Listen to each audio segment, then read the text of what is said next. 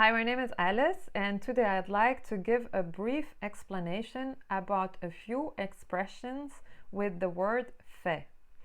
The four expressions are tout à fait, en effet, en fait, and au fait.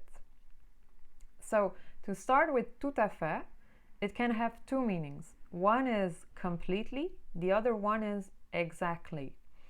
And usually completely it's used in a sentence. For instance, les travaux à la maison sont tout à fait terminés. The works to the house are completely finished.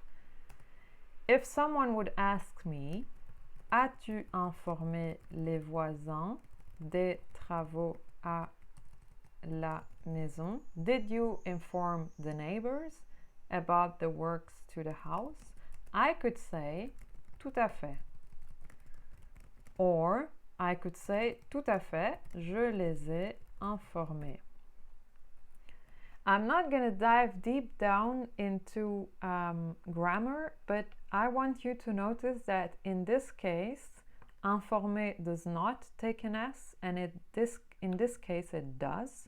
It might seem strange to you because it's still the same context. It's you inform the neighbors, but the difference is one, the auxiliary is to have and not to be, and the object is before the verb. In that situation, I would want to put an S. I'm not giving the full explanation because it would be too long, but I just want you to notice and to start understanding why intuitively.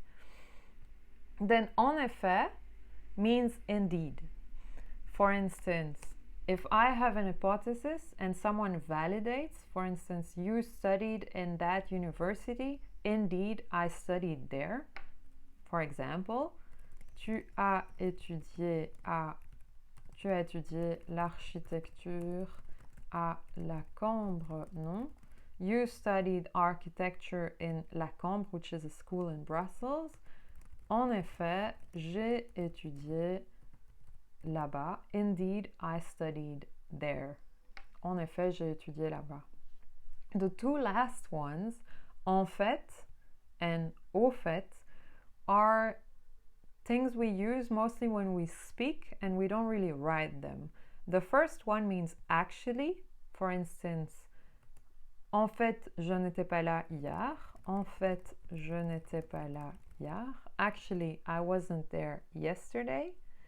And the second one is by the way. For instance, you talk about someone and I'm going to say, oh, by the way, it was her birthday yesterday. Au fait, c'était son anniversaire, let's say, la semaine passée. It was her birthday last week, by the way. And I would like you to notice that here I could say la semaine passée, which is the past week, last week.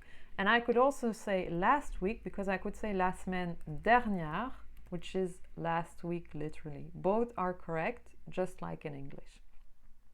So we covered the meaning and the difference between all of these uses of expressions with fait.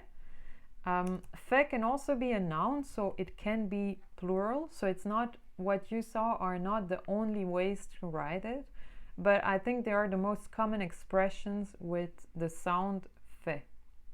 I hope this video helped you. If you liked it, please give it a thumbs up, and I hope to see you soon for more content.